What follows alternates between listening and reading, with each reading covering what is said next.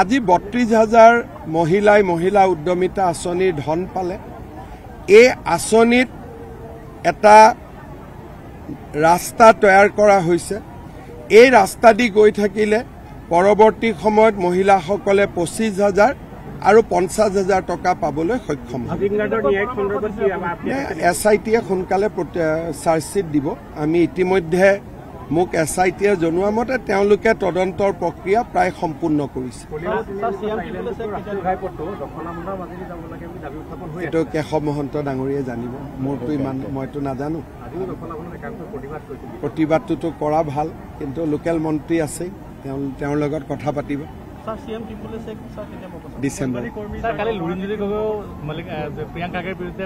আপোনালোকে যিবিলাক মানুহৰ কথা শুনি থাকে তেওঁলোকৰ বিষয়ে প্ৰথমটো মই পঢ়িব লাগিব। নপঢ়াকৈ মই কি উত্তৰ দিম?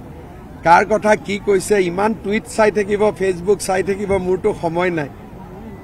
ৰাতি ২টা-৩টাত শুব লাগে, তাৰ লগত যদি আকৌ চবৰে ফেচবুক পোষ্টবিলাক চাব লাগে তো ৰাতি শুবই সময় নাপামগৈ, ২ ঘণ্টাও নাপামগৈ। AGPৰ লগত মিত্ৰতাটো থাকিব, নাথাকাৰটো কথা নহয়, খালি চিটবিলাক অলপ পৰিৱৰ্তন হ'ব।